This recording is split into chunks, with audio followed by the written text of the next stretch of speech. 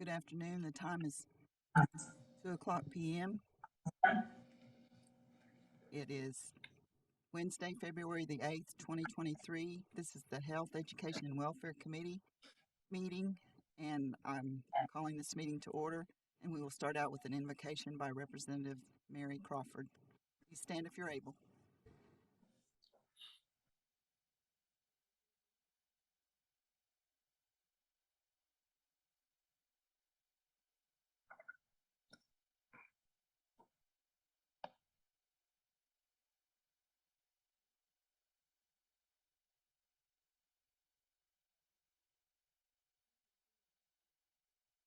Our loved ones.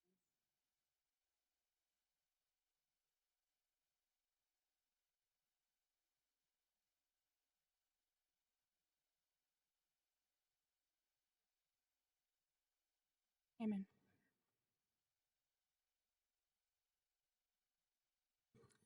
Mado, Representative Crawford. First order of business is a roll call by Legislative Clerk April Lindsay. Mary Crawford. Elega. Joyce Deere. Elega. Leonard Gouch. Here. Robert Huff. Present. Anna Marshall. Present. Madam Chair, you got 5 present and 0 absent. 5 present and 0 absent constitutes a quorum. All business approved will be official. We first have the approval of minutes of January the 11th, 2023. I will entertain a motion when the committee is ready.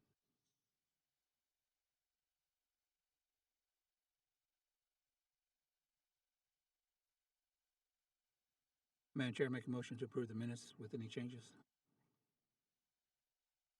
We have a motion for approval of the minutes of January the 11th, 2023 by Representative Gouge. Is there a second?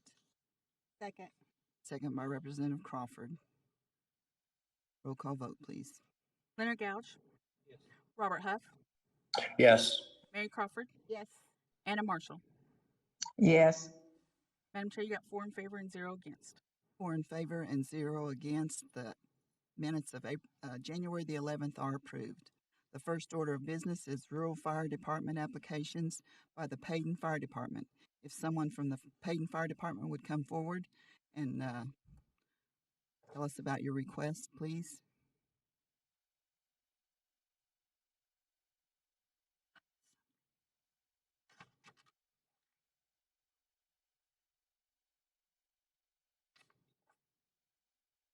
Go ahead, you have the floor. What information do you need? Or what do you? Sorry, I can't hear you. What information do you need? Just tell us your name and what you're requesting, how much. Okay, so I'm Darren Martin from the Payton Fire Department. I'm the chief. We're just requesting some funds for some gear, some bunker gear, and also some maintenance for some trucks. We've actually already ordered the bunker gear. I think the coat is like $1,500 a piece, and the pants are $1,000 a piece. We're wanting 2 sets and full sets. I mean, it'd be helmet, hood, Nomex hood, gloves, everything, boots.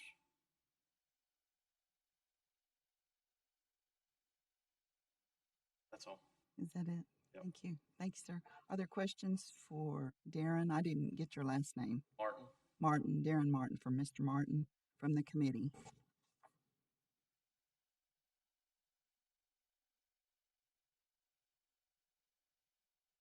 Are there any questions from the council online or in attendance?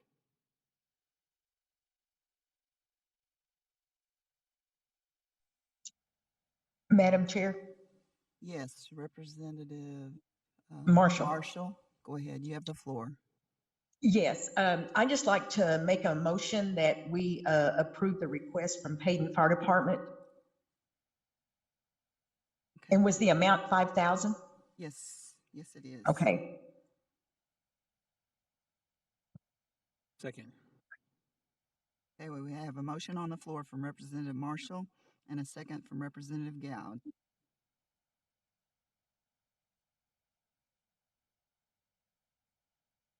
Roll call vote, please.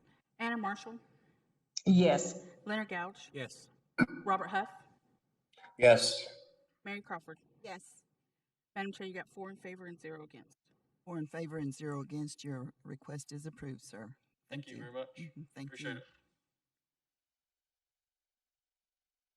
Next order of business is TR 23-021, a tribal resolution of the Muskogee Creek Nation authorizing the principal chief to execute a U.S. Department of Justice Coordinated Tribal Assistance Solicitation, CTAS, Purpose Area 4, Tribal Justice System Infrastructure Program, TJSIP grant application for the benefit of the Muskogee Creek Nation Department of Health. Sponsor, Leonard Gouge.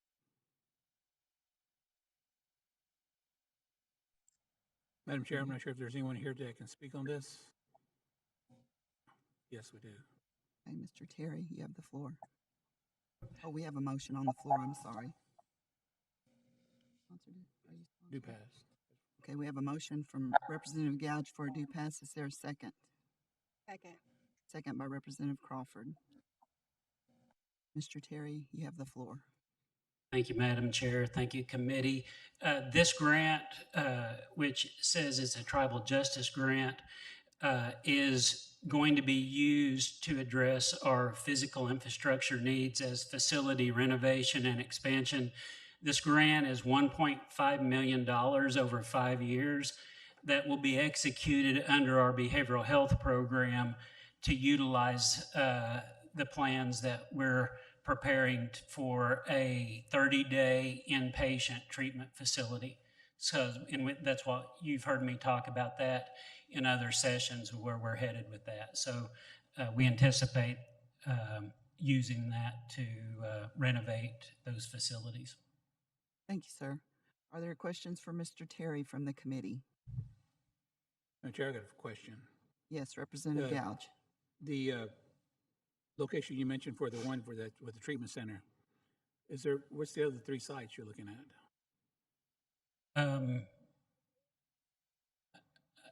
Did I say 3 sites? Oh, I didn't. No, not 3 sites. I was just saying there was the site that I have talked to you guys about. Okay. So I apologize if I said that. Okay, are there other questions from the committee? Any questions from council online or in attendance for Mr. Terry? Hearing none, roll call vote, please. Leonard Gouge, Yes. Robert Huff, Yes. Mary Crawford, Yes. Anna Marshall. Yes. Madam Chair, you got 4 in favor and 0 against. 4 in favor and 0 against. TR 23-021 is passed. Next item is NCA 23-010, a law of the Muskogee Creek Nation establishing the Muskogee Nation Resource Center revolving fund for various activities of the Muskogee Nation Resource Center office. Sponsor, Mary Crawford.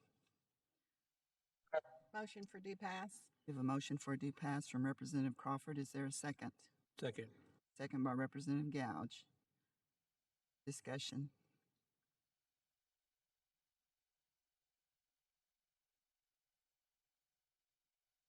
Good afternoon, Miss Billy. Good afternoon, Madam Chair, Committee. Yes, I'm just requesting this revolving fund account for the Oklahoma City Resource Center in order to deposit funds that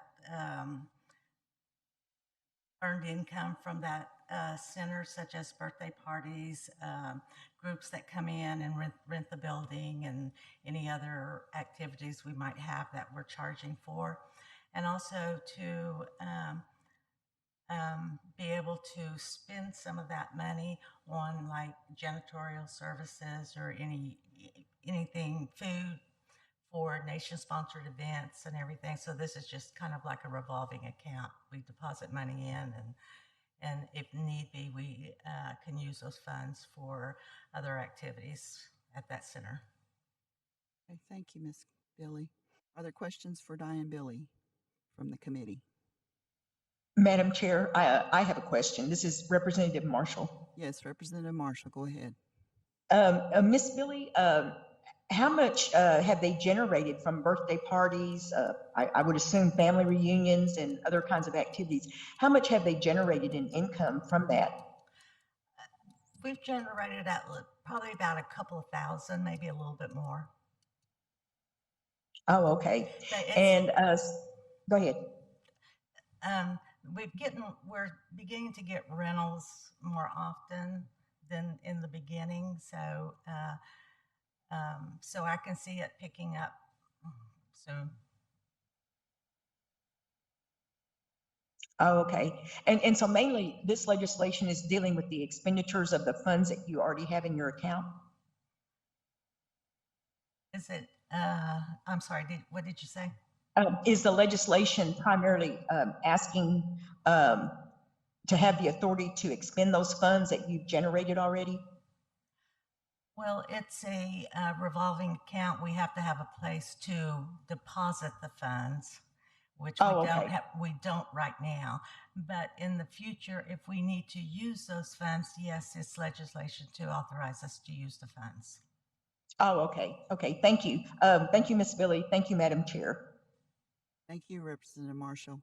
Are there other questions from the committee? Are there questions from council representatives in attendance or online? Hearing none, roll call vote, please. Mary Crawford. Yes. Anna Marshall. Yes. Leonard Gouge. Yes. Robert Huff. Yes. Madam Chair, you got 4 in favor and 0 against. 4 in favor and 0 against. NCA 23-010 is approved. Thank you. Thank you, committee. Next is NCA 23-011, a law of the Muskogee Creek Nation authorizing the expenditure of the funds awarded from the Department of Health and Human Services for the Muskogee Creek Nation Department of Health 988 Tribal Response Project. Sponsor Leonard Gouge. Madam Chair, make a motion for it to pass. We have a motion from Representative Gouge for due pass. Is there a second? Second. Second by Representative Crawford. Discussion. Secretary Terry, you have the floor, please. Thank you, Madam Chair. Committee, this tribal response grant will be to utilize this money for a call center, specifically to provide resources to improve the response to 988 contacts. That includes calls, chats, text originating in tribal communities and or activated by American Indians.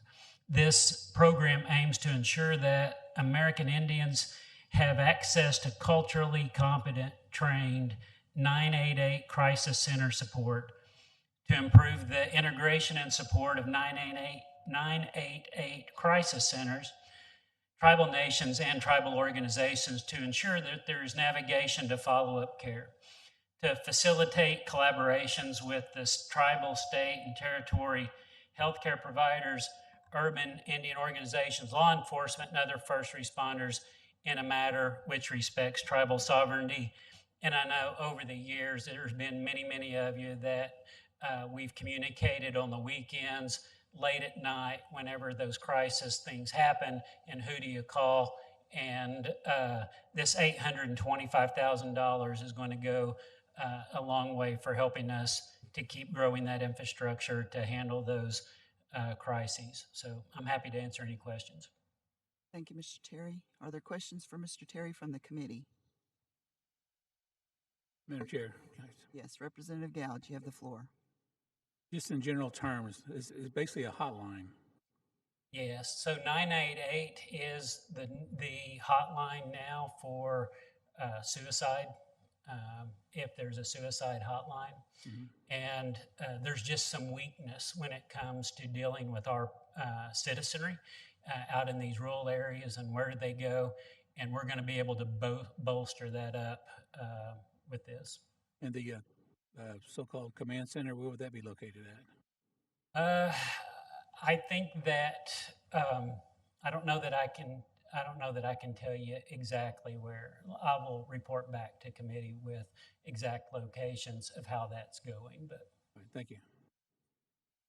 Thank you, Representative Gouge. Are there other questions for Mr. Terry? Any questions from council online or in attendance? Madam Chair, this is Representative Marshall. I have a question for Mr. Terry. Yes, Representative Marshall, go ahead. Mr. Terry, in the rural areas on weekends, if there's like a behavioral crisis, are you going to be able to link some of our people, like particularly in Tocobuchee District or in the rural McIntosh area, or even the rural Creek County area? Are you going to be able to refer us and mainly get us connected to resources that can help the people? Is that going to be a part of this as well? That's correct. So, there's going to be, there has to be a coordinated effort between law enforcement using the emergency rooms at the hospitals, the hotline, and how do we engage. So all of these things really have to come together. And so hopefully that we'll have that 24/7 response to be able to put a counselor if there is some sort of suicidal ideation that shows up at one of our facilities. If we need to take that call and transport them somewhere, we need to be able to do that. And so I think that this is really going to be a big step for us to be able to pull all of these various entities together so that way when there is that crisis down there, that we all know where to go. Okay, and about how long will it take for this to happen, the time frame? Well, the project period is over 2 years. I think that this will come together over the next probably 2 quarters pretty quickly. I don't think that it's a huge lift, but we'll start laying all of this out, and I think it'll be fully integrated. I think that this fiscal year, I believe. Okay. Thank you, Mr. Terry. Thank you, Madam Chair. Thank you, Representative Marshall. Are there other questions for Secretary Terry? Hearing none, roll call vote, please. Leonard Gouge, Yes. Robert Huff, Robert Huff, Yes. Mary Crawford, Yes. Anna Marshall. Yes. Madam Chair, you got 4 in favor and 0 against. 4 in favor and 0 against. NCA 23-011 is approved. Other business is discussion over the health systems update. Secretary of Health, Mr. Sean Terry.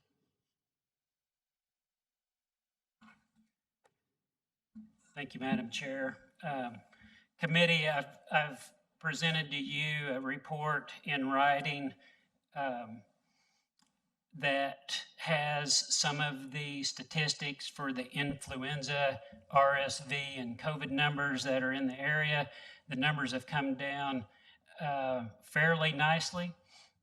As you've probably heard, that the president has announced that the pandemic would be officially ending in mid-May of 23. That doesn't mean that there's no level of COVID, but it's becoming endemic, which it's moving out of pandemic phase into endemic, which means that this is going to be at very low levels and probably just here to stay for a while. The Department of Health facilities, we're continuing to follow CDC infection guidelines, so you're probably still going to be asked to mask up if coming into one of the facilities, and just so that we can keep the spread of these viruses from spreading inside of our facilities. On our facilities management, the Council Oak Hotel, we finished the first 10 rooms. So those rooms are all now brand new floors, brand new paint, restrooms. It looks very, very good inside there, and hopefully our families will be able to start staying in there in the very near future. I don't have an exact date. As you know, during the pandemic, a lot of supplies were hard to get. So getting some of these mattresses brought in and bed frames, there's just things that I can't predict when they're all going to be coming in, but we're very, very close.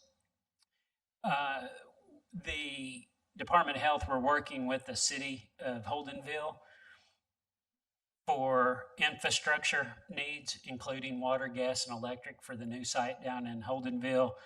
That's all progressing. The medical center, our Hope unit renovation, as I've mentioned, I believe in the past, that every time that CMS comes in, they find new changes that they want made to our facility, and we have to go out and do that. So we have that nearly cleared up. We have located 26 acres on Highway 117 and 49th West Avenue for our Sapulpa replacement facility. We hope that we can be drafting a letter of intent. So maybe by the time that we meet next month, we'll be able to have some hard discussion on that site and prep, and we'll be celebrating a new location for the Sapulpa facility. The Council Oak Express Care entrance, when I rounded this morning, they had got the new electric doors into that site, and they're getting close to having the outside of that facility done. They were just now waiting the rain out for the next couple of days so that they can go and finish that. So in the next few weeks, we'll have a new entrance there at Council Oak.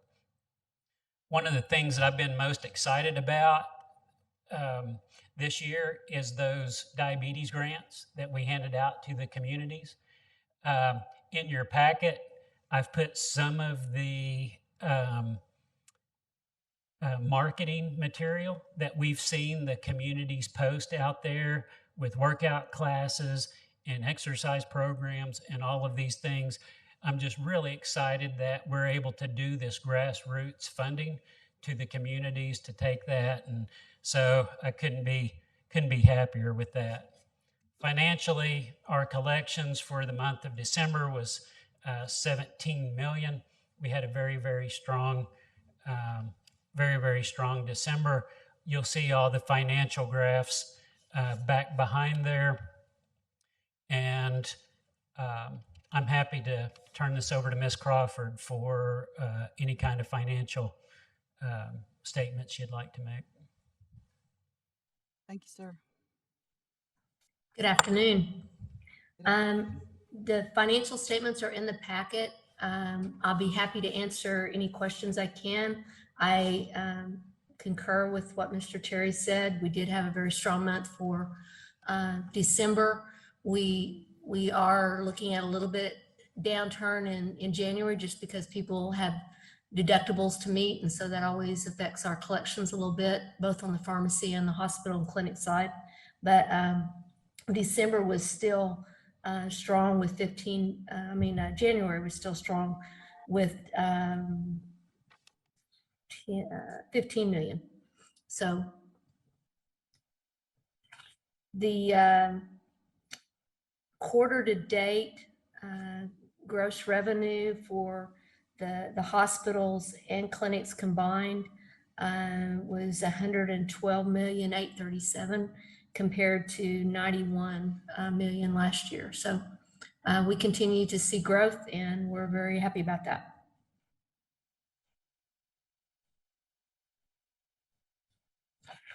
Thank you, Ms. Crawford. Madam Chair, that's all I really have to present. I'd be happy to answer any questions the committee might have. Thank you, Mr. Terry. Does anyone on the committee have questions for Secretary Terry at this time? Madam Chair, I have a couple of questions. Yes, Representative Gouge. The update about the water break at the hospital? So all of the sheetrock is done. The painting's done. We've got flooring coming in, I believe this week. Flooring was running a little behind on ordering. There's a material that's called FRP. It's fiberglass reinforced plastic. We're going to shift to putting some of that on the walls in surgery, which is a very hard material, so that if you bump up against it, it doesn't ding the walls. We think that we can get access to this. So I think in probably the next 3 weeks, we'll be hopefully almost at 100% and ready for to start turning things back on. Good. My other question is, about the middle of last year, you made a comment about there's a misunderstanding or supposedly an agreement between the hospital or a clinic in Okemah with its community members or the city of Okemah. Did that ever get resolved? It did not get resolved. We have started sending some information and to there. I don't know, Spencer, have you had any? Do you have anything to say about that? It's not been resolved yet, but it's a matter that we're looking into. There's a lot of information to kind of collect there to make sure we have everything we need. So we're still kind of in the information gathering stage of that, but we are proceeding with what we need to do there, we feel like. Mr. Terry, At the end of the day, excuse me, Mr. Terry, what was his name? committee, Mr. Torbett. I really only know of one solution that's going to bring the city of Okemah and those guys to the table. And that's if we shut off services to the community and only served our tribe. And if we start making those kinds of deals and shutting off those services, that would bring them to the table. But no one really wants to cut emergency room services off from those communities. It would hurt those families. It would hurt those folks.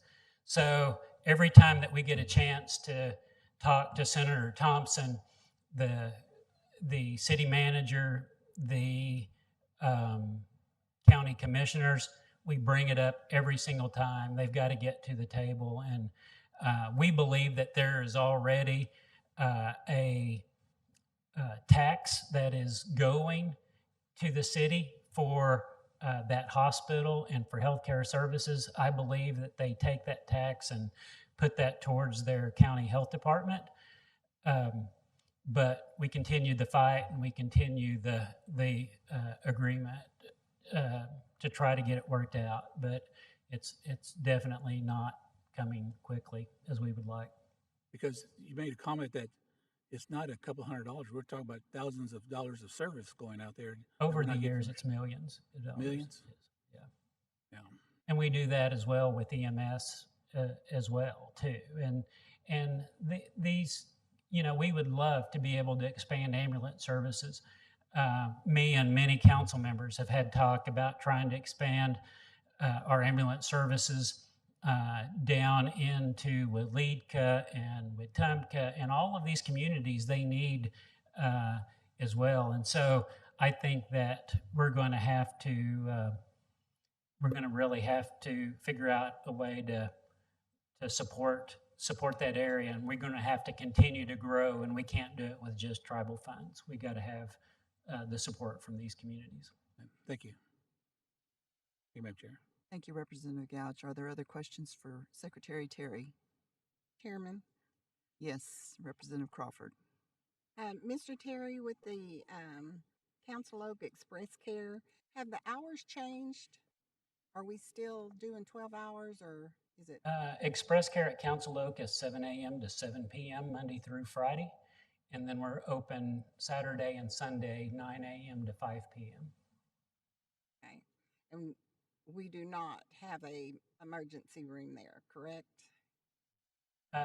Technically, we have to have a room designated. We don't have an official big emergency room. That's not where you would want to go for ER services. Okay. Thank you. Thank you, Representative Crawford. Are there other questions from the committee? Or questions from council online or in attendance? Madam Chair? Yes, Representative Marshall? I'm sorry, I can't tell who this is. Please identify yourself. Sandra Golden. Okay, I'm sorry, Representative Golden, go ahead. Yes, Mr. Terry, you said that your diabetes grants to all of the communities. Did you say that was 25 communities? Ms. Golden, I want to say 19 is in my head. Okay. But I don't, I may be wrong. I don't know if, I think it was 18, Mr. 18. Terry. Okay, 18.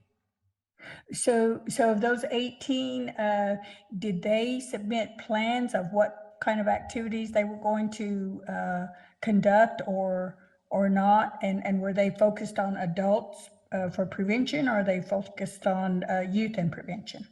I think that we gave them a very broad, we gave them very broad discretion to use this the way that they wanted to use it. Really, the only thing that we required was that they couldn't go out and use it for new construction. And so we wanted this to truly be grassroots, and that, but yes, they all submitted a intent to build these programs, but not specifically down to that level where it was hopefully they were going to serve all the communities. Okay, and second question, in regard to the, I guess you said third-party reimbursements, the amount of that, and the other income, is that in a revolving fund, or what fund does that go into when you collect that? You want me to answer that? Yeah, so every third-party dollar goes into an account that's labeled as third party. When you guys pass a budget at the beginning of the year, and we present that we primarily have the hospitals funded totally out of third party and other things that come through with third party budget. The remaining of the remainder of those dollars stay in those accounts unless I come back to council for spending authorization. So it's not we don't have an account that is just a discretionary account that I can use. So what is approved in third-party dollars during the budget, that's the only dollars that I can spend there. And it stays in that account and it builds in that account until I come back to the council for whatever else we want to spend with it. Thank you, Mr. Terry. Thank you, Madam Chair. Thank you.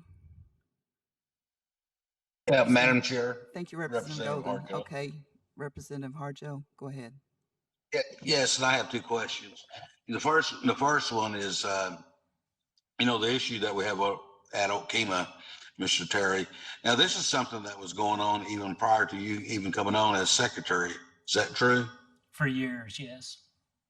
Yeah, and so in reality, now we're speaking in terms of millions of dollars here, and not just the millions that's already been accumulated since you've been in place, right? That's correct. Okay.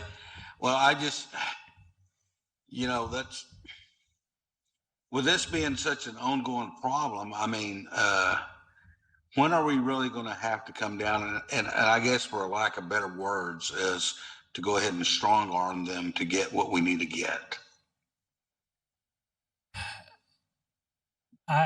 I support that decision, Representative Harjo. I mean, my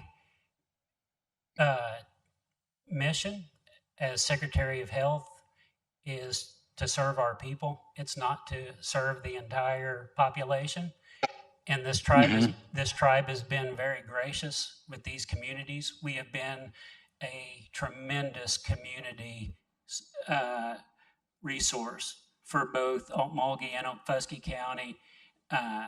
We were a tremendous resource for the folks in this area during the pandemic.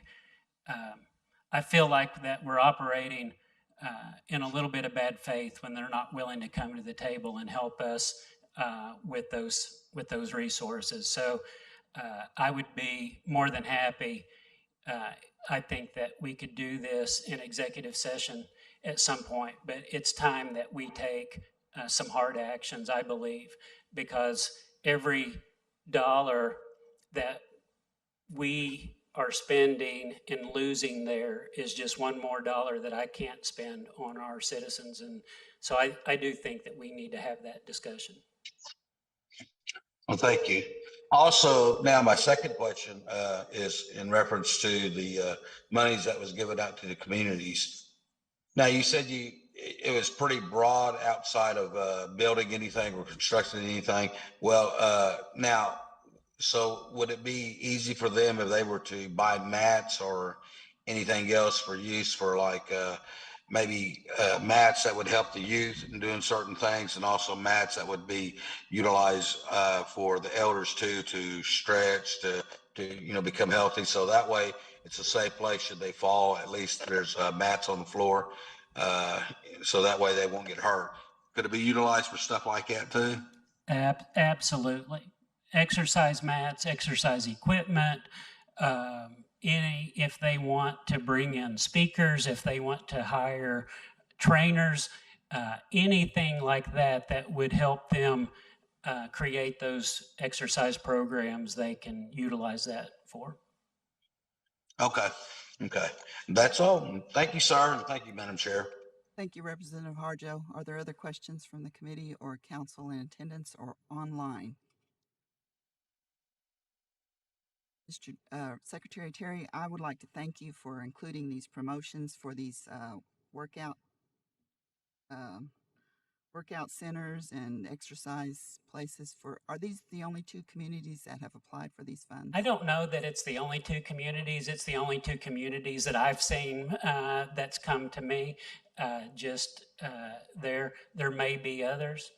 I can tell you, there's nothing that makes me more proud to see these communities taking ownership and doing it themselves. And that's what self-governance is about. That's what we are as a nation. So I think in my 6 years in this organization, I think this has been probably one of the proudest moments to see these communities doing this. So thank you. Thank you, sir. If there are no other questions, we thank you. Thank you, Madam Chair. Representative Gouge has a question. Sorry, Madam Chair, not for Mr. Terry, but. Oh, okay. Thank you, Mr. Terry. Thank you. That'd be probably for the speaker, Kyle. How can we start the process that Mr. Harjo was talking about of bringing the Okemah to the table? Would we have to go through Kyle Haskins, or would that be through the Attorney General's office? I'd like to hear from Kyle, if that's possible.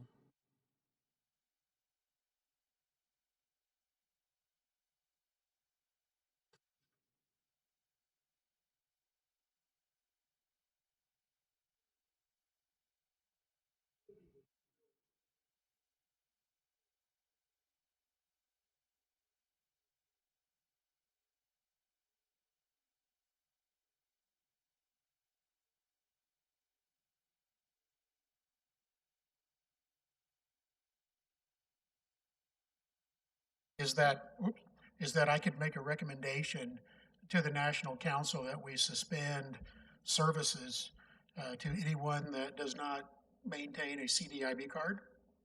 And we could set that before the National Council, send notice to the founding organization or the leadership of the city of Okemah, and let them know that they need to appear and give them the opportunity to be heard as to why that should not occur. And maybe that is a way to force the issue. But I do apologize. I don't know the full history of what's going on, so I think I just got somewhat of a snippet. But if you're wanting to bring it to a head, since the National Council is responsible for the Treasury of the nation, you can simply put them on notice if they don't appear and show good cause as to why we should continue to independently fund all healthcare services to that area. It'll be stopped. And we'll only honor those federally mandated obligations to provide healthcare services to those who bear CDIB cards or tribal membership cards. Thank you, Mr. Haskins, because a good point brought up from Sean is that he's providing services to our citizens, and when he may not have the equipment or the ability or the man hours to do it, because we spend money on another department or another group of people, and our people are not being served, I think we're not doing our job. I can't disagree with what you're saying at all. Thank you, sir. Thank you, Mr. Haskins.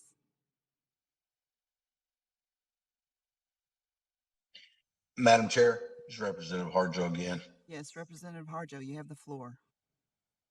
Uh, you know, and thank you, Representative Gouge and Kyle, and again, Mr. Terry.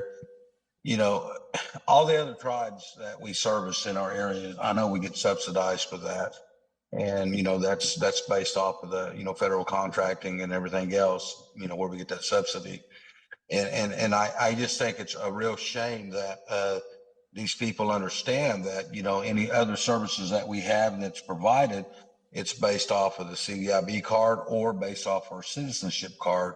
And then now all of a sudden, I don't know why it is that they feel like they can take advantage of funding that's really strictly for our people, but yet we've been kind enough to do these things. And so therefore, you know, they should know that there should be some kind of subsidies. And if they're also getting tax dollars for us being there and they're throwing it into their own health system, well, then that's, to me, is more the reason why, because not only are they not subsidizing us for service to their people, but they're also getting tax money from that particular local area.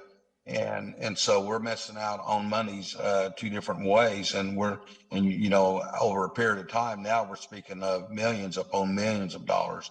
And that's more that could go to our people. And that's the money that we would save. But I still think that even if we have to suspend services to them, I think we should get on the tax dollars that are coming in too as well. Thank you. Thank you, Representative Harjo. Are there any other comments? Madam Chair, this is Ms. Golden, Sandra Golden. Yes, Representative Golden, you have the floor.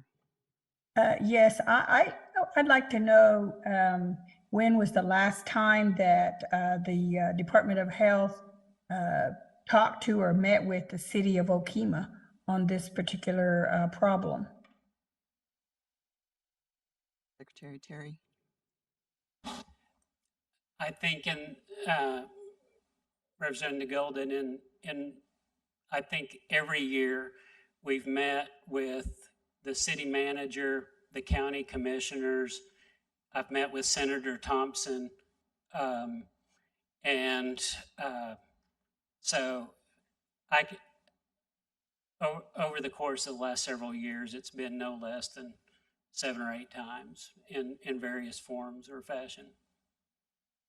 We've supplied them the numbers, we've supplied them the detail of where we were. So it's a matter of just them coming to the table at this point. Okay, thank you. But the reason that I was asking is because I know they had a city manager that in the past that kind of had a different kind of attitude, but they've got a new city manager, and I'd like to, I'm pretty sure she's only been there for about the last 6 months. And so I would like to approach her and ask her if she knows about this situation, you know, before we get into making some actions or whatever. Anyway, to find out what she knows about it. I'm happy to reach out to her and we can go have that conversation. I can invite the National Council representatives from the area down there to join me in that discussion and see if we can make some headway. I'm happy to do that if that's what you guys would like me to do.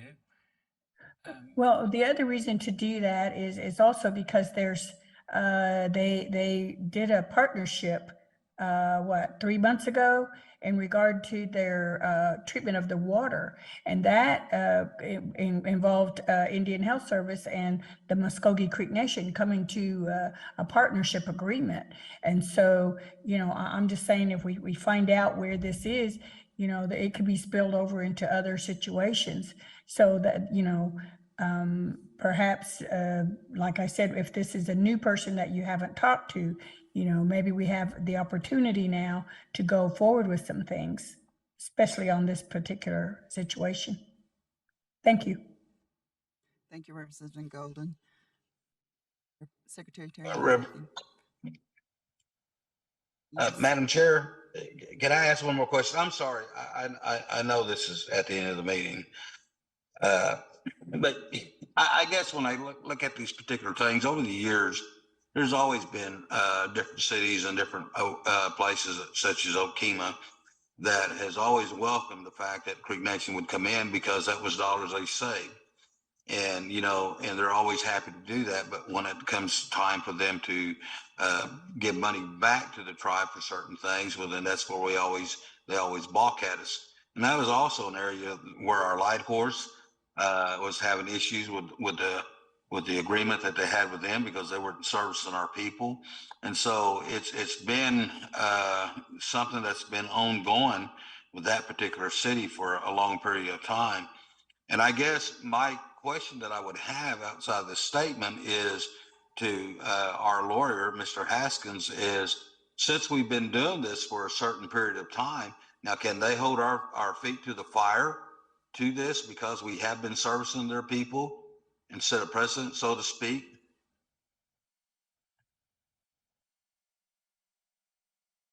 Mr. Haskins, you have the floor.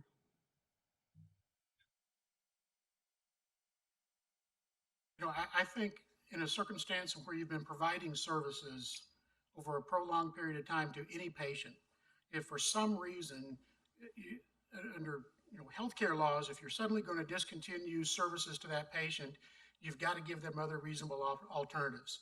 So you would need to notify that patient if they're an ongoing patient as to where they can go in the future to seek out medical care. So there are healthcare laws that would need to be followed with regard to discontinuing those services. From a lawyer's standpoint, when you're talking about seeing individuals who are not Indians, it creates all kinds of legal complications because very simply the issues of sovereign immunity arise as to whether you can see people who are non-tribal members. But and that's just a rationalization from a lawyer saying as to why it's sometimes a good idea not to see individuals who are non-tribal citizens. But yes, you do have a legal responsibility to anyone you've established a physician-patient relationship with to provide reasonable alternatives to them. You can't just literally cut somebody out if that relationship is established. You've got to give them notice. You've got to give them the opportunity. You can send them notice of where else they can go receive their health care. But yes, the answer is yes, sir. Representative, you do. There are things that you should do in an abundance of caution to make sure that you avoid any potential liability. Thank you, Mr. Haskins. Thank you, Madam Chair. Thank you, Representative Harjo. Thank you, Mr. Haskins. Okay, we're down to announcements. Are there any announcements from the committee? Hearing none, I will entertain a motion for adjournment. I'll make the motion to adjourn. We have a motion for adjournment from Representative Gouge. Is there a second? Second. Second from Representative Crawford. All in favor say aye. Aye. I will ask Representative Gouge to do our benediction. If you would stand if you're able. Gracious Heavenly Father, even though the day is cloudy, it's raining, it's cold, it's still a blessed day. Any day to wake up to is a blessed day. Thank you for giving us this day. Thank you for giving us the courage to speak up, speak our mind, do what's best for the tribe, and look after the young ones of this tribe. In His name I pray. Amen. Amen. Mado, Representative Gouge, we're out of committee at 2:49 p.m. Thank you.